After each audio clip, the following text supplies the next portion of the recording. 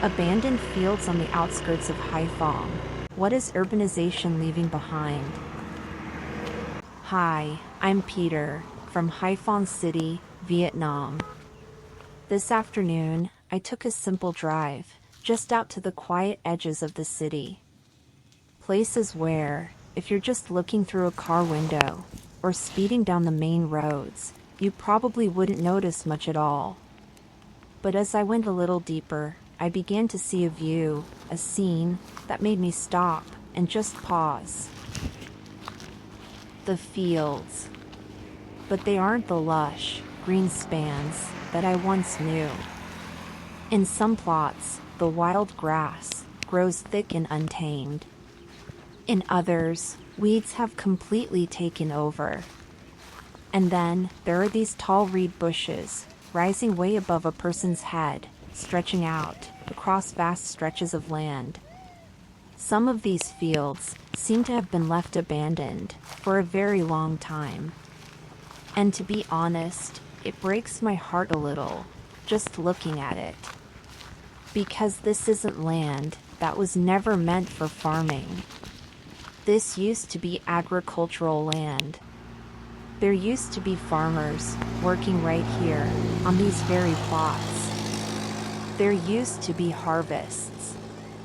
There was rice, there were crops, and there were people making a living from this exact soil.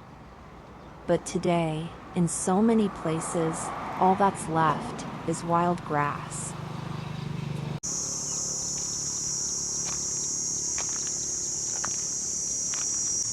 The land is still there, but the people have moved on. And the question that stayed with me all the way back home is this: how could we let such a precious resource like this land sit idle for so long? To a passing traveler, a field full of wild grass might not seem like much. You see it. You pass by. And then you forget it. But if we pause and think just a little bit longer, the story becomes completely different. Land isn't like a physical item that we buy today, and if we don't like it, throw away tomorrow. Land is a finite resource, especially agricultural land.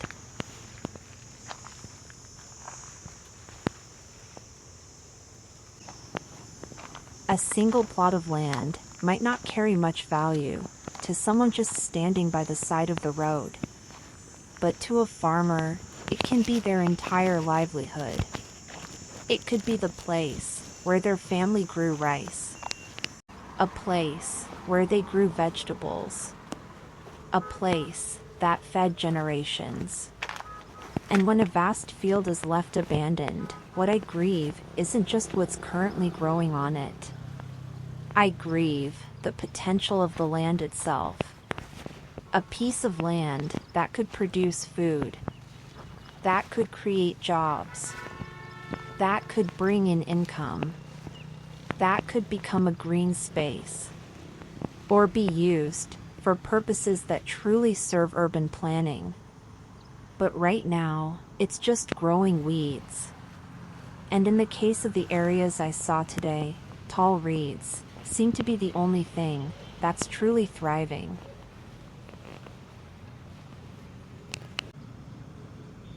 But why are these fields left abandoned like this? Now, this is the important question.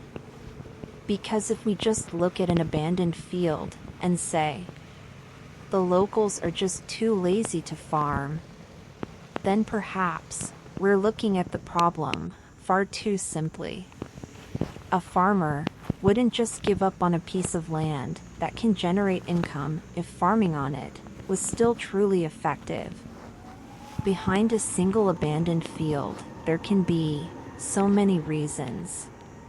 Rising production costs, unstable crop prices, low income from agriculture, a shortage of labor, Young people leaving the countryside for other jobs.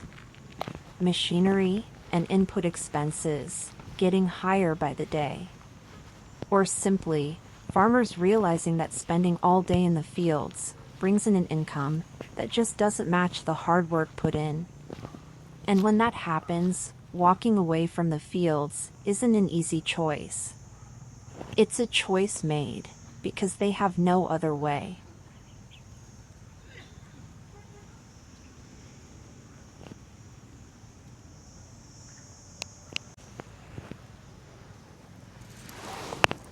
Just imagine a farmer waking up early in the morning, heading out to the fields, tilling the soil, sowing the seeds, applying fertilizer, spraying crops, waiting, harvesting. After all that hard work, if the money brought in isn't enough to cover the costs and the labor, they have to ask themselves, why should I keep going? That is a very realistic question, and I think we need to look at it in a fair way.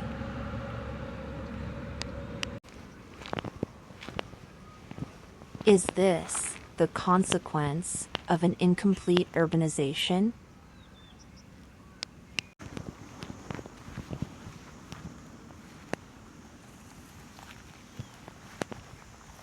This is what I really want to talk about in this video. Are these abandoned fields on the outskirts a sign of an incomplete urbanization process? I think the answer might be partly, but not entirely. As a city grows, the boundary between urban and rural starts to shift. Areas that used to be farmlands can turn into residential zones. New roads get built. Urban spaces begin to emerge. Factories, schools, shopping centers, and other developments keep springing up. But that transformation doesn't always happen overnight. There might be areas planned for the future, but left undeveloped for now. There might be projects that haven't quite started yet. There might be spaces caught right in between two worlds. It's no longer fully countryside. Yet, it hasn't truly become a city either. And it's precisely this transition period that creates these very peculiar landscapes. New houses rising right next to old fields. Major highways cutting straight through farmland. Modern residential areas sitting just a short distance away from plots covered in wild grass. This is an image we can see in many growing cities. And Haiphong is no exception to that journey.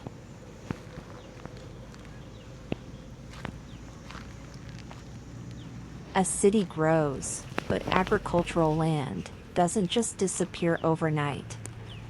I think this is something we sometimes forget.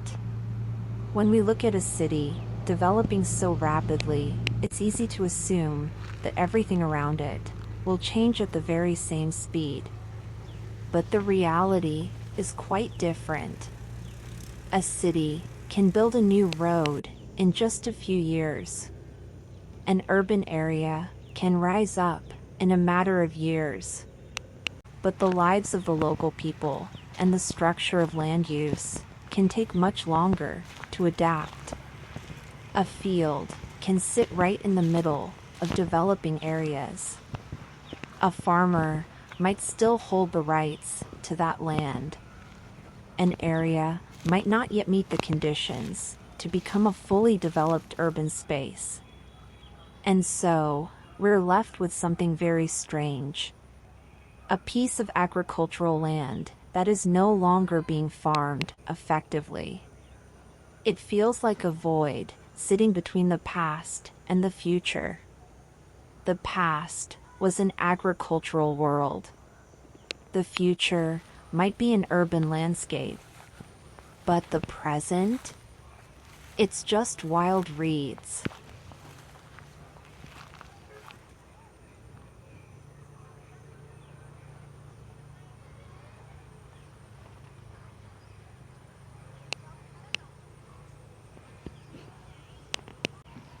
Does urbanization really mean having to abandon the fields? I don't think so. And this is where I believe we need to draw a clear line. Urbanization is inevitable as a city grows. People need housing. Businesses need space. The city needs roads, needs schools, needs hospitals, needs public facilities. No one can expect a growing city to keep all of its agricultural land forever. But good urbanization isn't simply about turning farmland into concrete and building sites. A healthy urbanization process needs to answer one question: how do we use the land to create the greatest value for the community? If a plot of land is no longer suitable for traditional farming, it can be repurposed under a well-thought-out plan.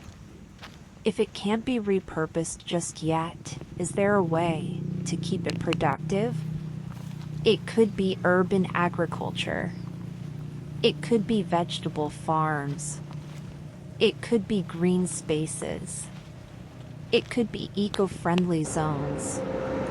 It could be small-scale farming models. Or at the very least, there should be a way to stop the land from turning into a massive field of wild grass for years on end. Because leaving land idle comes with a cost, even if that cost isn't always visible right away.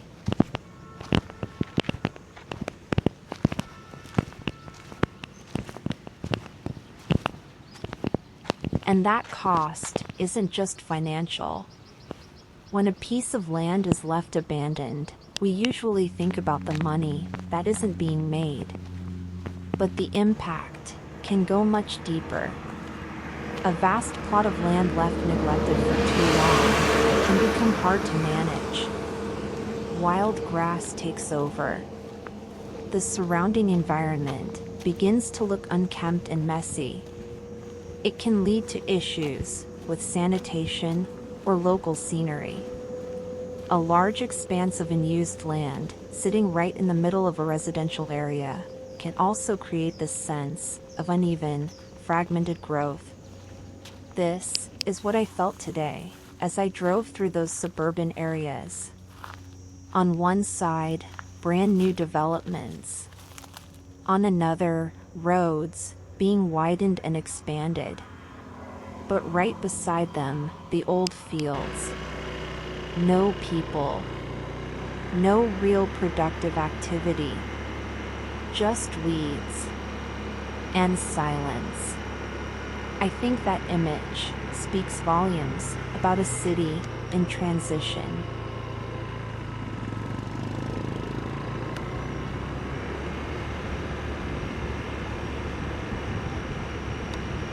So, what should we do with these plots of land?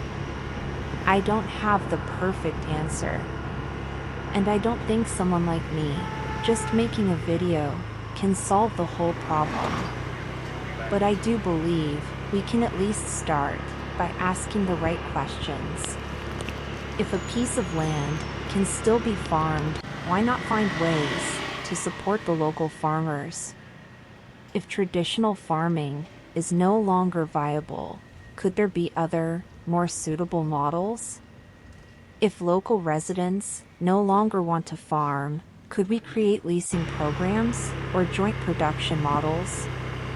If a plot of land is truly just waiting for future urban development, could it be used temporarily for purposes that benefit the community? And if the land must ultimately be converted into urban space, can we plan it better so that green spaces are still preserved? I think this is an approach worth reflecting on. It isn't a choice between agriculture or urbanization. It's a question of how can agriculture and urbanization coexist in harmony during this transformation?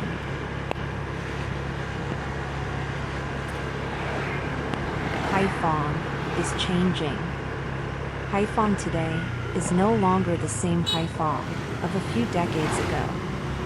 The city is growing. Infrastructure is transforming. Urban areas are expanding. New roads keep appearing. Places that once felt so far from the center are now easily within reach. And that is something to celebrate.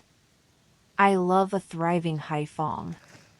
I want my city to be wealthier, more modern, filled with better job opportunities, blessed with stronger infrastructure, offering a much better quality of life. But at the same time, I also hope we remember that long before these new urban areas rose up, there was another life living right here. On one side, vast stretches of land just sitting idle. On the other, people tirelessly searching for every tiny patch of earth just to grow a few vegetables like this.